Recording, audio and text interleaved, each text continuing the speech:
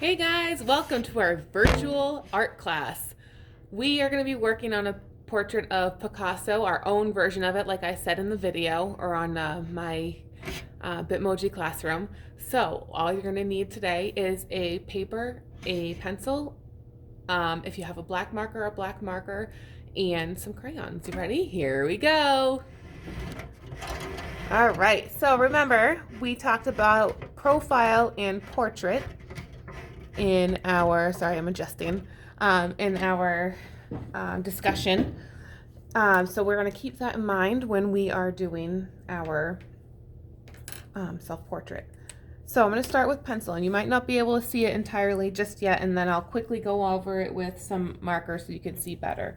And the reason why I start with pencil is because if I make a mistake, I can erase it. And if I have overlapping, which I'm going to have overlapping when I do the hair, I can erase that as well. So I'm going to start with an oval for the face. You can make yours more round. You can make yours just an oval. It's totally up to you.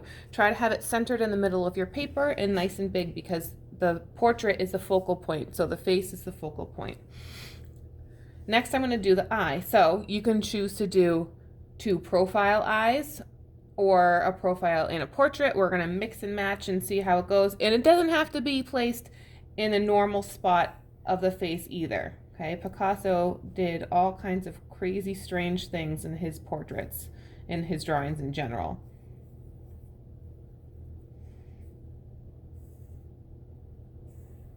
So I'm having one look off to the side. And I can show this with eyelashes as well. If you want eyelashes, you don't have to add eyelashes.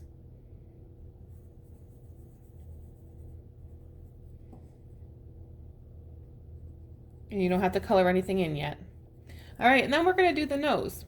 So if you remember, the nose that he drew was profiled. So, this is where I'm going to have some erasing to do because I'm overlapping and I want to not have a line go directly through my nose.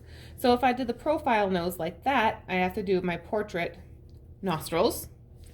And then I'm going to do my lips. You can do side lips if you want to. You can do profile lips, or you can do portrait lips.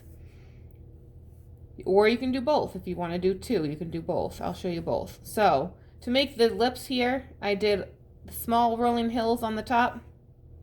And then I did the valley below. And then I'm going to do a shallow lake at the bottom. I know it's really weird to think about, but that's how I draw my lips. So if you wanted to do portrait lips as well, you can hook some off to the side like that and just put a line in the middle.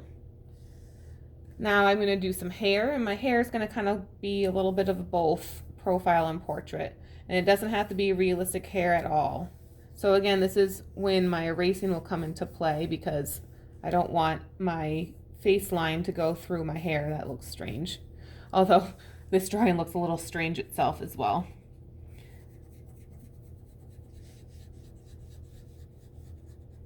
And then don't forget your eyebrows. And your eyebrows should still follow along with the way that the eyes normally are. So if this eye was profile style, the eyebrow should reflect the profile and vice versa.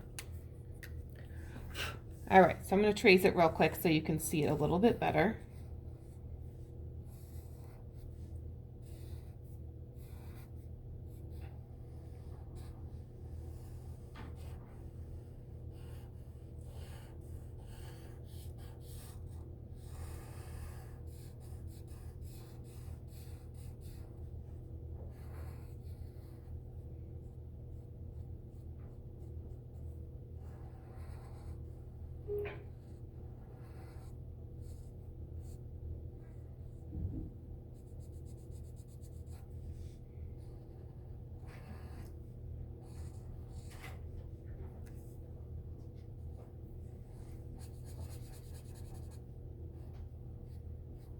How's everybody else coming on?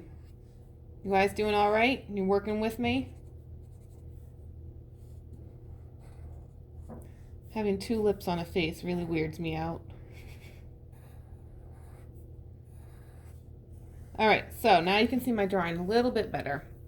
Now I'm going to draw the neck. and then the shirt. So remember we talked about both profile and portrait again. So if you want to do a profile shirt, you can do a profile or you can do portrait. So if you're going to do portrait, your shoulders are going to be squared like that. Can you see? Like that. If you want profile, you're not going to see that much of your chest. What you're going to end up doing is drawing the shoulder line like this, and then the back, which is going to come out like this, and then the chest like that. So it's going to be something like this.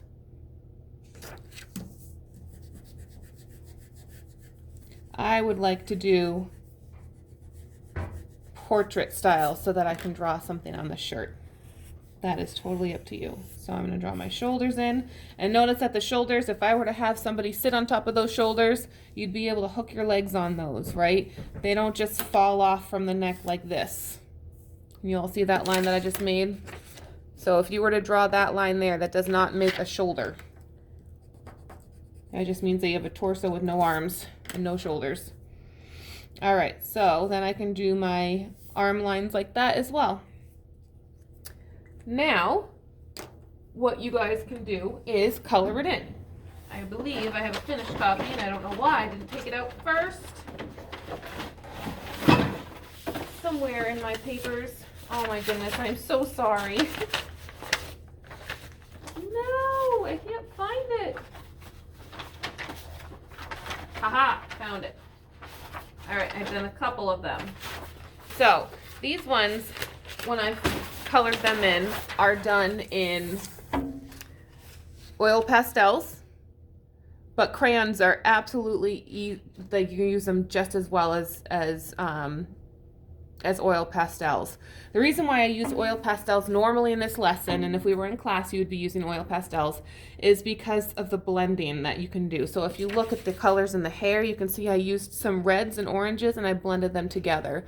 And the same with the face. I used a lot of greens and purples and blues and pinks and the peach skin tone. Or you can go a different direction and you can just split it up doing some funky colors. My challenge to you, and it is totally okay to not do the challenge, but my challenge to you is to try to do some color blending with your crayons. So when you're looking for shadow, think about when you're having shadows happen on your face, why they happen. Shadows happen because there's something that protrudes out that blocks the light, right? So like your nose, it sticks out, which means that underneath the nose, you're going to cause some shadow. The same with your eyes. You have an eye socket, so the eyebrow causes shadow beneath the eyebrow, and because of your eyeball, it creates shadow underneath your eyeball. The same with your hair. The parts of your hair right here, that's going to create shadow because it's overlapping on top of the face, blocking the light. The same with a chin or a cheek or the chin line down here where the neck is. That's going to create a lot of shadow. So if you add blues and purples or greens, those, and then use other colors on top of it, that's really going to get a really nice, bright, colorful portrait of your person that you can do. If you decide to use black for your shadows too, which is what most people think of when they think of shadow, that's just as fine. But I want you to color fully and completely and with thoughtfulness, which means that you are planning out before you do it, okay? So do you see any white spaces in here besides like the eyeballs that are supposed to be white? No, sir, no, ma'am. I want you to fill it in as much as possible, including your background. And again, if you'd like to do a design on your shirt, you can do a design on your shirt. So that is our lesson for today. Happy arting. I miss you guys. I hope you have fun. Bye.